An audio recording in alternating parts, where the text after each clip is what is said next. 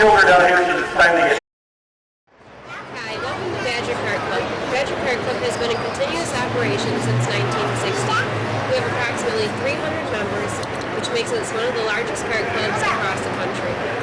On a typical race day, we average about 100 to 150 entrants. Our club is completely run by its members. This includes everyone from our corner workers to our flagman to our EMTs to our concessions. Our membership fees are $40 a year plus $10 a year per driver. As a member, you will be required to work 1 day at our local track and 3 special event days, which include the Milwaukee Mile, Road America, or one of our national events.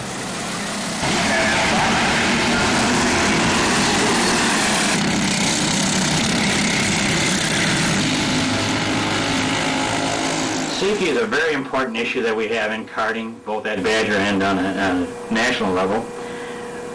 A couple of the items that are mandatory.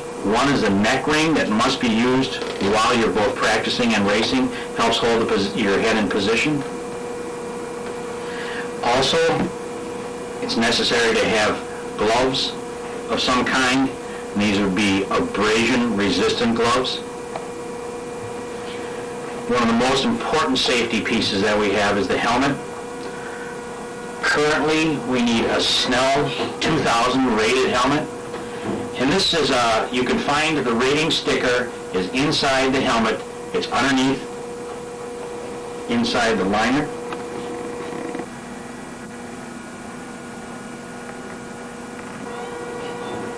It is recommended that you buy a new helmet. Reason being is we can get all kinds of things on the internet, eBay, whatever, but you don't know the condition of the helmet beforehand, and it is such an important part of safety equipment. Also, when it comes to apparel, the rule is, or the recommendation is, that you have an abrasive-resistant driving apparel. It can be a suit, and those cannot be made out of Nomex.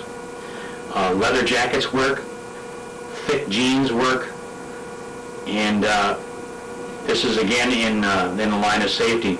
Also, you must wear socks, and it is recommended that you wear a high-top shoe. It doesn't necessarily have to be a racing shoe, but those do work well.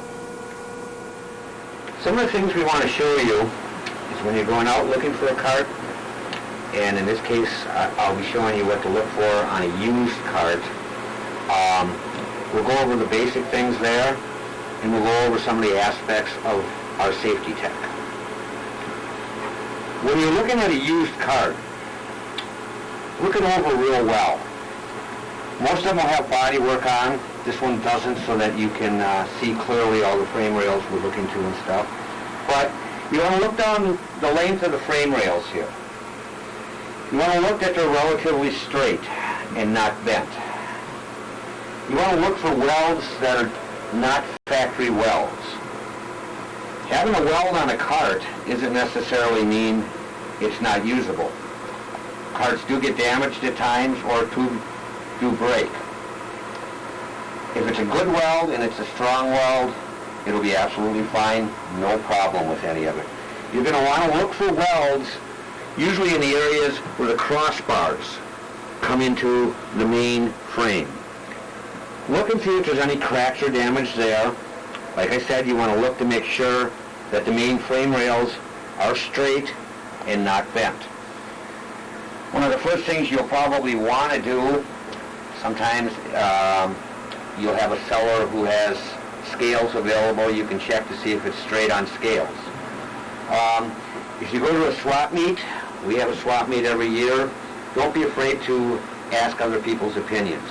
Ask experienced karters to look at it for you, tell you what they think.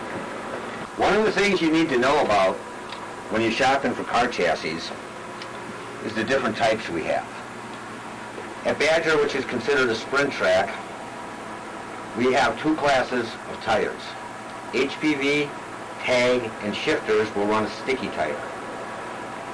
Juniors, animals, Yamaha cans will run a much harder tire. You need the chassis that you're going to buy to work with the tires you're going to run. Tube diameters and the shape of the chassis will generally determine which is right for you. Some of the things to look for On chassis like this, you can see there's double frame rails here and here. This is a stiffer chassis meant to work with a softer tire. If you're looking at one of the kids' classes, or you're looking at one of the can or 4-cycle classes, the simpler, cheaper chassis are what works best. While we're looking at this cart, we're going to go into a little bit about safety tech. Before you're allowed on the track at Badger, you're going to have to go through safety tech. This happens Sunday mornings before every race. Any bolt having to do with steering or brakes must be safety keyed. These are these little clips that go through holes in the end of the bolt. All bolts attaching anything here needs to have safety clips on. The brakes and the brakes in the back of the cart here, again, must be safety clipped or safety wired. You can see the safety wire here. There's also requirements, and you should have a copy of Badger's rule book. There are specs for the bumpers, there are specs for the sidebars. Everything has to meet current WKA safety standards. Most carts you find will all meet those standards, but when you're looking at a cart, just take a moment, look it over, make sure that everything is there.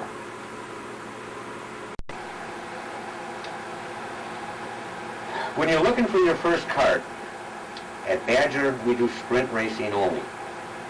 There's other types of karting out there.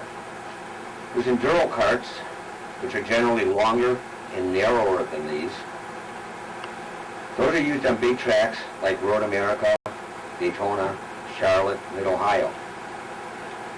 There's also oval racing, which happens on both asphalt and dirt.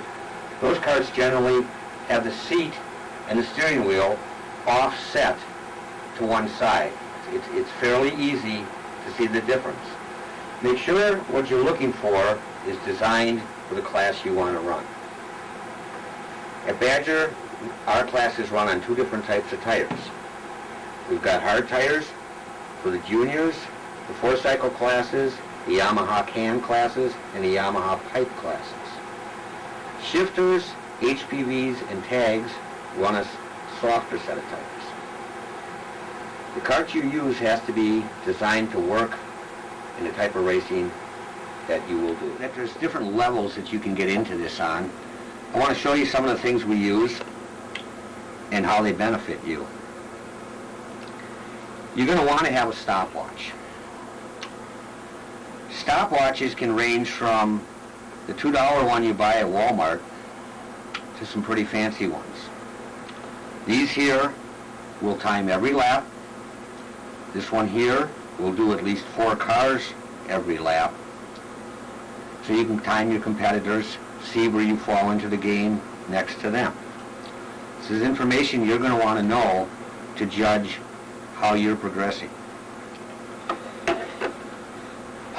A big part of our sport has been, over the last several years, changing a lot. You are going to need, at the minimum, a simple tach and temp gauge. That will tell you the RPM range and the cylinder head or exhaust gas temperature of your motor while you're out there racing. There's been a lot of advances over the last few years. A lot of gauges nowadays will also time your cart off a beacon mounted on the track. You come back in and it will play back all your lap times and give you the RPM and temperature range while you were out there. We also have at the higher end of the scale full-blown data acquisition systems just like you'd find on a NASCAR or IndyCar. This unit here, when you go out and do your sessions, it'll record everything that happens.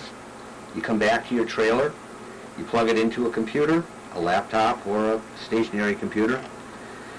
It will draw a map of the track, the lines exactly as you drove them. It will allow you to look at, through graphs, bar graphs, anything you want, all the information. It also will tell you things like lateral G-forces, so that when you make changes to your chassis, you can zero in on certain corners and see exactly what changed, the difference that your change just made in your lap time. One of the things I want you to think about, as I said in the engine section, you don't always have to go for the high dollar stuff. What you need to think carefully is where you spend your money and what you spend it on. Certain tools, like good gauges, a good stopwatch, this is how you learn. This is going to pull you through your learning curve so much faster because you have the available information. It's going to tell you and show you everything that happened out there. In my mind, this is one area where you should look and spend your money wisely. Go for the best stuff you can afford.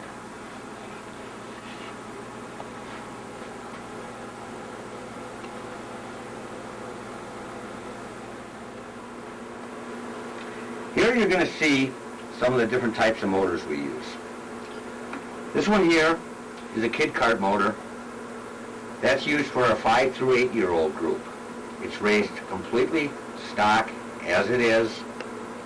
It's limited to a little over a horsepower, and they go about 22 miles an hour. This is a Yamaha motor, KT100. It's one of several types of two-cycle motors we have. We also have HPVs, tags, and shifters. This motor can be used with either a can-type exhaust or a pipe-type exhaust, and is the most popular of the two-cycle motors out there. This is a Briggs & Stratton Animal. This is the basis for our four-cycle classes to use out there. One of the things I want you to understand when you're out shopping for parts, most of these motors can either run stock or blueprinted. Blueprinting is something you're going to want to look into, but only when you're really at the level that you need it. It's entirely possible for people to come out to our track, and I recommend to people, if you're buying a new motor, start racing with a stock motor. It doesn't need to be totally blueprinted. You don't need to stick a lot of money in it. Most of your learning is going to be through driving and chassis setup. When it does come time that you're ready to move up and have it blueprinted, by then your motor's well seasoned, it can take all the boring and decking, and you'll be ready to move to that level at that time. There's often many different parts that are available for you. These are examples of four-cycle clutches. Price range runs from under $100 to over $300. Again, as in the case with the motors, you don't always need the best and most expensive. The cheaper lines of clutches are designed to take the abuse that as a beginner you're going to give them. You can often get by with the $100 piece, use it through your learning curve, and again, when you're ready, then you can move up to the really high dollar stuff that will give you that absolute last tenth or two on the track. As you can see by this is a pretty professional level of racing. It's every bit as professional as anything else out there. We're in a regular go-kart shop today. You can see around us, there's a lot of motors that being built. There's a lot of work done to them. Karting is one of those sports where you can enter this for under $2,000, or you can spend a lot more than that. One of the things that keeps it fair and equal, regardless of what you spend, this does come down to driving and chassis setup. That's what it's all about. The more you practice, the more you work, the more questions you ask, the quicker you're going to get there. All of this stuff does play a big part in it. When you get to the front, you need to have well-built motors. You can see here, these motors are being built. Here we have a computerized SuperFlow flow bench. It measures the air going through the head, the carburetor, pumped through your motor. All motors are run on a computerized inertia dyno, which tests the output of the motor and prints out graphs so we know everything that's happening to that motor before it leaves. I hope we've given you a little more insight into the sport of kart racing. Dave and I are both board directors at Badger Kart Club. You can find our names, numbers, email address on Badger's website, badgerkartclub.com. And if there's anything we can do to make your entry into karting easier, please contact any of the board directors from Badger. Thanks. Thank you.